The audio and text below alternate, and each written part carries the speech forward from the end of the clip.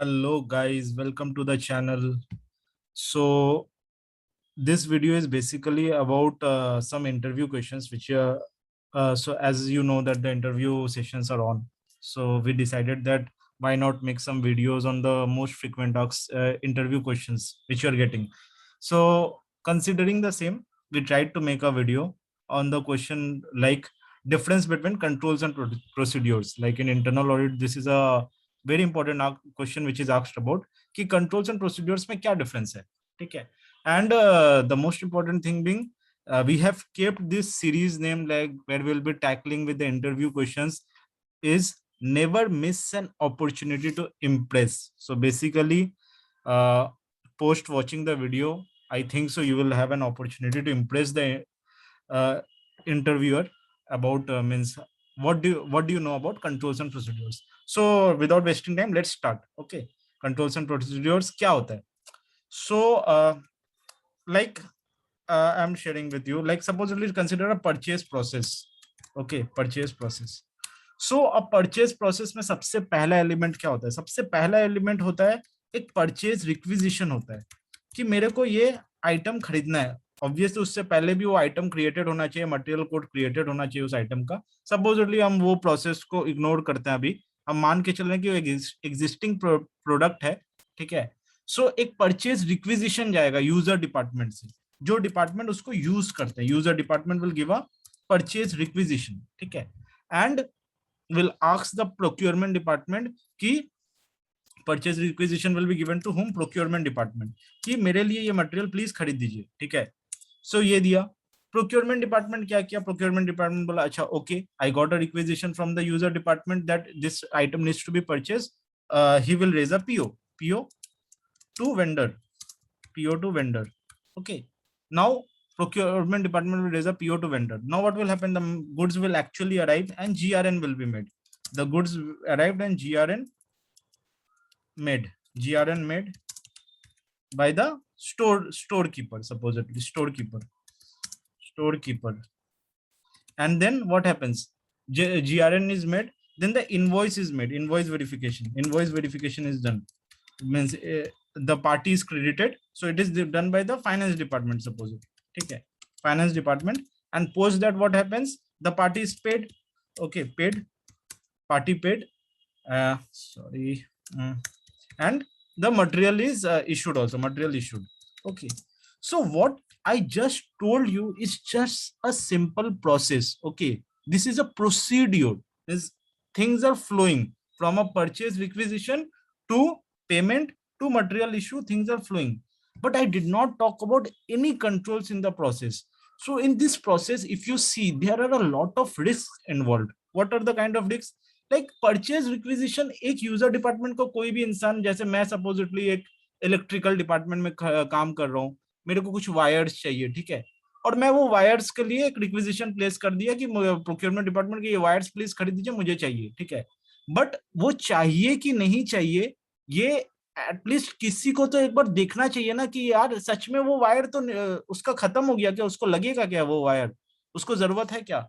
तो इसीलिए क्या होता है कि मेरा एक डिपार्टमेंट का हेड होगा, ही विल अप्रूव, ठीक है, he will approve. So when the head approves, it becomes a part of control. So there is a risk involve. Risk क्या है? रिस्क है कि an unnecessary purchase can happen.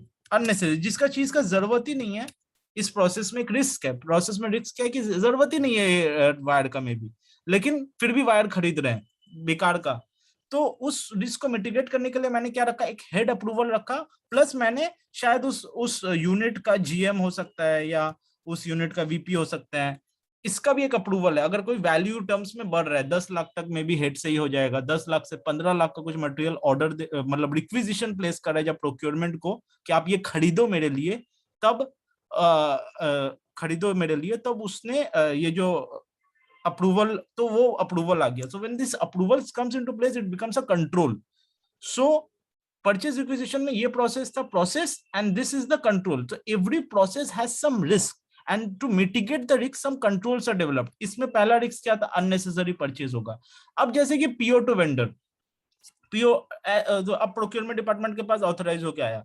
अब जब वेंडर के पास PO जब आ रहा है, तो उसमें रिस्क है कि कि नॉट एम्पैनल वेंडर, मतलब वेंडर एम्पैनल नहीं है, कोई भी वेंडर को उठा के दे दिया, ऐसा इल्लू तिल्लू वेंडर को नहीं दे सकते, क्योंकि कल को क्वालिटी में इश्यूज आएगा, कुछ भी प्रॉब्लम आएगा तो बहुत बड़ा इश्यूज आ जाएगा। हम खरीद लिए, पैसा पेमेंट कर दिए, वेंडर तो चला गया।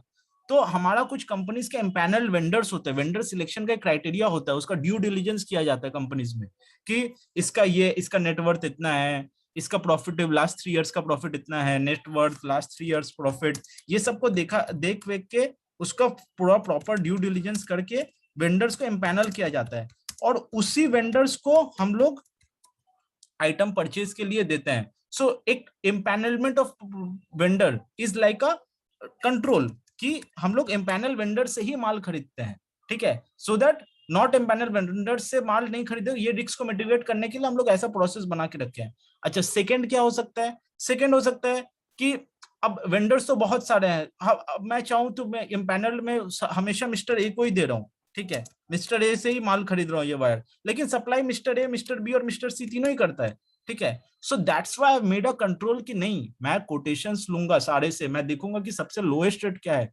तो एक्सेसिव एक रिस्क क्या हो सकता है प्रोसेस में, कि excessive price is being paid to purchase the product, कि excessive price being paid to purchase का प्रोडक्ट को, ये रिस्क है। इसको कंट्रोल करने के लिए मैंने क्या किया, इसको कंट्रोल करने के लिए मैंने कोटेशंस मांगा, कि मुझे कोटेशंस दीजिए, आप ये वायर जो हम लोग मांग रहे हैं, वो वायर का आप कितना चार्ज करोगे। कोई बोलेगा 500, कोई बोलेगा 600 रुपीज पर मीटर, कोई बोलेगा 700, और उस बेसिस में हम डिसाइड करेंगे। So this process of quotation is like a control in place to mitigate what? To mitigate the risk. What is the risk? The risk is excessive price being being paid for purchase. So purchase requisition में एक रिक्स था, उसको control के लिए हम लोग ने एक हेड का अप्रूवल लिया। यहाँ पर भी एक रिक्स था, तो कोटेशन दिए। कोटेशंस को भी अब कौन डिसाइड करेगा, ये 500, 600, 700 और ले लिए कोटेशन, बट कोटेशन को अप्रूव हम लोग ने जानबूझ के फिर भी 700 वाले को दिया।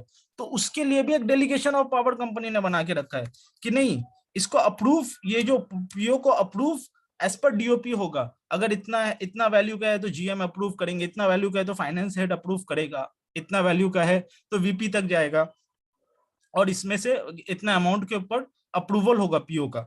So that is a control. Okay, उसी तरह अभी पीओ के बाद इसमें ये हो सकता है कि पीओ के बाद इसमें ये हो सकता है कि कोई पीओ को चेंज किया हो, तो चेंज करने के लिए क्या है, फिर से वो री रिलीज के लिए जाता है। ये सब हमने अपने डिटेल्ड पी टू पी का प्रोसेस का वीडियोस में बात किया है, ठीक है, और प्लीज देख लेना। P to P process is something where if you are going for internal audit interviews, this is the most common topic asked upon.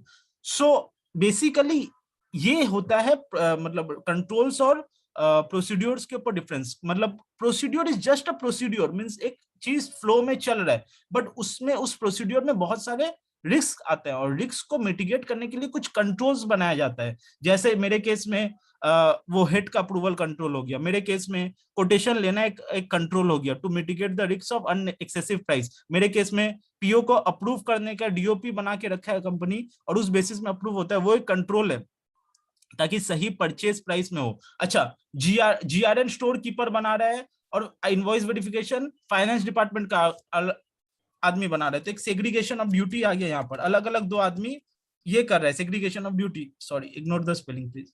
तो वो एक कंट्रोल हो गया। So this is the difference between a control and procedure. इसी तरह हर process में हर process में एक फ्लो होता है प्रोसेस का, और उसमें बहुत सारे रिस्क होते हैं और बहुत सारे कंट्रोल्स होते हैं। वो रिस्क को मिटिगेट करने के लिए कंट्रोल्स होते हैं। ये जैसे परचेज का प्रोसेस है, उसी तरह हायर टू रिटायर में भी होता है, कि जैसे जब एम्प्लॉयज को हायर किया जाता है तो एक मैन पावर इक्विजिशन फॉर्म होता है, मैन पावर एमआरएफ बोलते हैं उसको। सो वो एमआरएफ भी जो डिपार्टमेंट है, जैसे फाइनेंस डिपार्टमेंट है सपोज, उसको एक एम्प्लॉय चाहिए, तो मैं बोला कि मेरे डिपार्टमेंट में एक मेरे को एम्प्लॉय चाहिए, तो मेरे बोलने से नहीं होगा, उसके बाद उसको अप्रूव कर रहा है कोई, मेरा हेड जो है वो उसको अप्रूव कर रहा है कि हाँ इसको इस डिपार्टमेंट में एक मैन पावर चाहिए, then it becomes a control. So I hope you guys have a little understanding कि कंट्रोल और प्रोसीड्योर में क्या डिफरेंस है। The objective was that to make in daily activities you get a lot of controls if you're doing audit, and if you're not doing audit also, you can think about a lot of controls. Do let us know about it in the comment section. Till then, we bring some new videos on the on interview questions, and let us know what other interview questions you are facing, so that we can make videos on that. Okay, thank you. Thank you, and please do like, subscribe, share the channel. Thank you so much.